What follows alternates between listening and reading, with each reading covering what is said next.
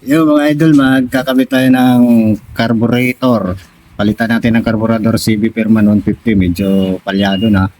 At wala tayong makuha repair kit. So, kaya bumili ako ng carburetor pang TMX 155. Ngayon, kakabit natin to kay Firman.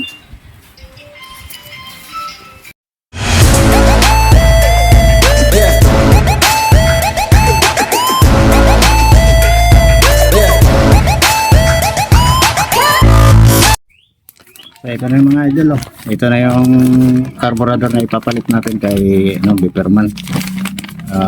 Yan, PC27. Yan. Susubukan natin to kung kasya kay Biperman. Yan, yung tatak niya. Ito siya. Ito yung box niya. Yan. Ito yung box niya pang TMX 155. Okay. So try lang natin mga kapindot kung kasya kay Biperman, ano. So balikan ko kayo pagka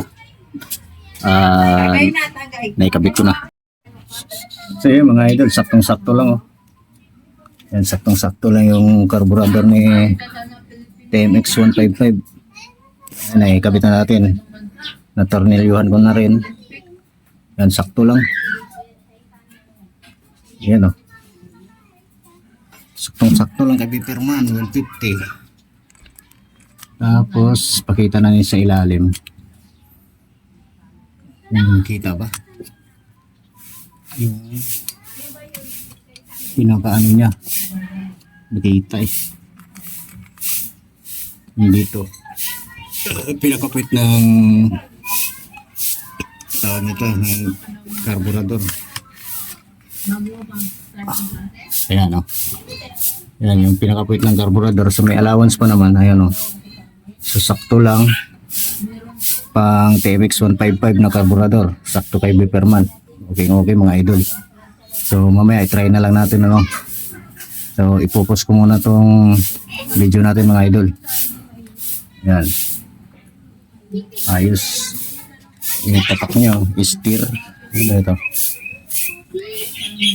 Yan, may tatak talaga siya. Steer. So yan, post ko muna mga kapindot. Try natin.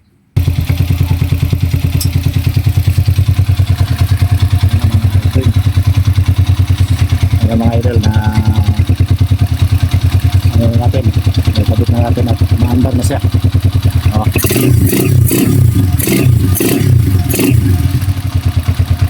Very responsive yung throttle mo.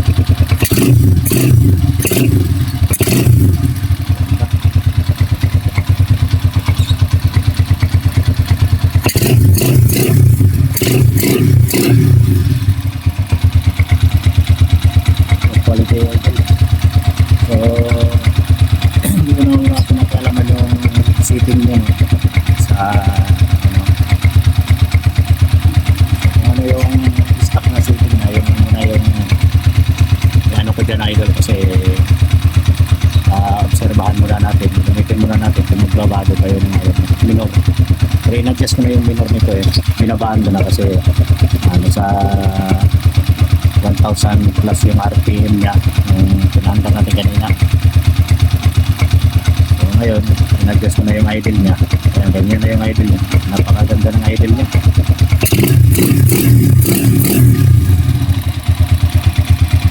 Open pa yan.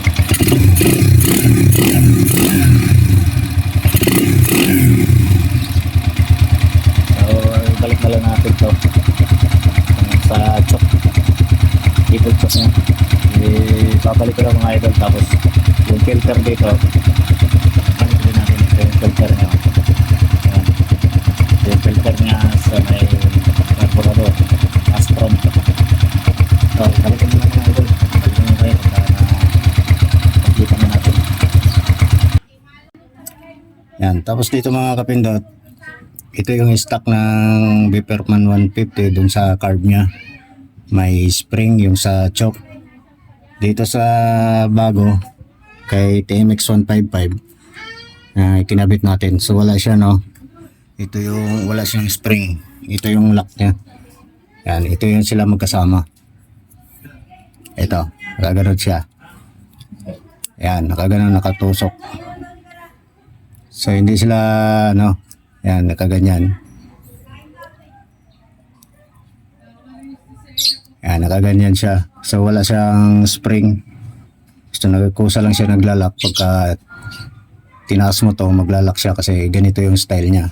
So, kaya ito, binalik natin yung kay Viperman 150. Tapos itong choke handle niya, ito yung sa TMX 155. Ito ang gagamitin natin. Okay? So, ang pagkabit nitong spring mga kapindot, kailangan may ayos nyo. Yan, kailangan nakaganyan. May ano naman yan. Yan o. Yan, may kanal. So, pag ganyan nyo, pasok nyo ng paganyan mga idol para nakalak siya. Ganyan o. Yan. Itong maiksi na to, kailangan tumukod dito. Tukod siya dyan. Yan, dito tutukod siya. Ganyan nyo pagkabit. Yan o. Para pagka tinaas baba nyo, kusa siyang magre-release. Parang tumutukod siya. Kasi pag mali yung pagkakabit nyo, ganyan yung pagkabit. Yan. Wala yan mga idol, hindi yan kakapit. So, kailangan pag ganyan. Yan, pag ganyan yung kabit niya. Itong maliit, pailalim. Yan o. Yung maliit, yung maiksi, ito, pailalim siya. Nakaturo pa ilalim. Tapos ito sa taas. Kasi ganyan yung pagkakabit niyan eh. Yan. Tapos ito nakakawit dun sa gilid ng carb. Yan, mamaya pakita ko sa inyo. Kakawit yan. Kung mapapansin nyo, may tornilyo, itong tornilyo. Yan doon sa tornilyohan, doon to nakakawit itong spring na to. Yan, dito, yan, ganyan yan yung tornilyo eh. Doon yung ikawit. Kaya mamaya, pakita ko sa inyo. Pag naikabit ko na. So, ayan ang mga idol. Mga kapindot, okay na. Lagay na natin yung bracket na galing kay Viperman 150 sa card niya na stock. Yung bracket na to. Yung bracket at saka yung spring galing sa stock na card ni Viperman 150. Yan ang ginamit natin dito. Kay TMX 155 na card. So makikita nyo yan. Yung maliit na ano na yan. Spring yun. Kaya tayo na ito mga idol to. Ito turo ko. Yan. Ito. Makita. Yan. Makita kayo dyan ang maliit na ito. Yan. Ito. Yan yung paan ng spring. Yung tinuturo ko ng screw. Yan ang paan ng spring. Yan. Diyan siya nakatawid. Tinid, nabitan na yung bracket. Yan. So, okay na. Isang bago nyo ikabit, i-ikuan nyo na. I-install nyo na yung ito. Kabit nyo. Ayan. Palitan nyo na yung tanggalin nyo sa lumang carburetor. Itong bracket. Ayan. Para magamit pa na natin itong kable. Kable na yung Viperman 150 stock kable at saka yung holder, cable holder, tapos yung spring.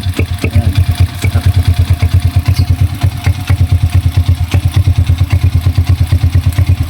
Ayan po yung gas.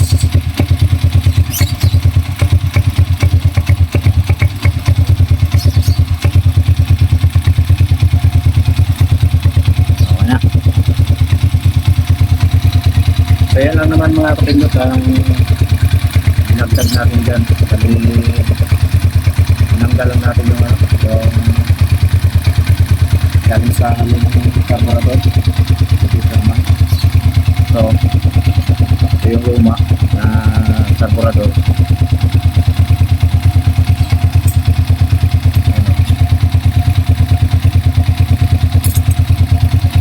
Yan, ito yung luma. So So, yung pagkakawit ng spring, dito yung nakakawit mga kapindot to. Yan, dito yung nakakawit yung mahaba.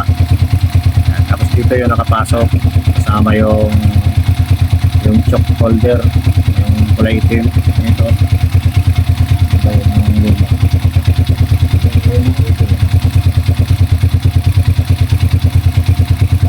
Yan. So, mga idol, ito yung luma. So, dyan yan nakatusok dito sa part na to. Ay, tusok natin. Yan.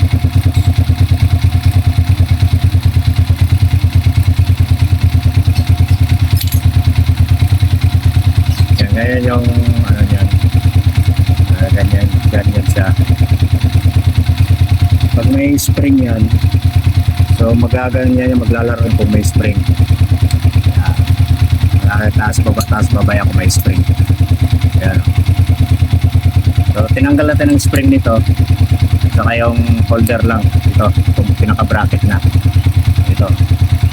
Ayan, itong kulay tanso, kulay gold. Ayan, tinanggal natin. Kinabit natin dyan sa bago natin yung carburetor pang TMX 155. Sulit, ganda ng quality. Tatak yan eh, PZ27. Yan, mga tatak nyo. Pangalan talaga yan, idol. Mga idol. Mga pindot. Pangalan talaga yan. Isker. Tapos PZ27 na ito. 27 yun.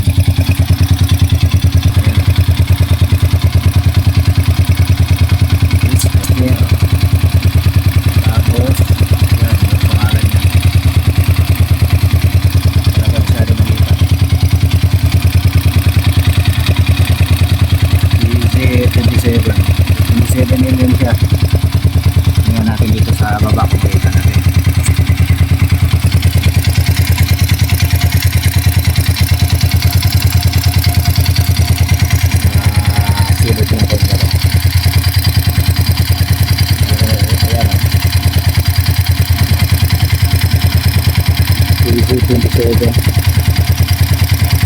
Yan, yung pangalan niya, PZ27. 27 na yun. May mga tatak talaga mga ito. Tatak lang kay Permanente ito yun. At NX 155 eh.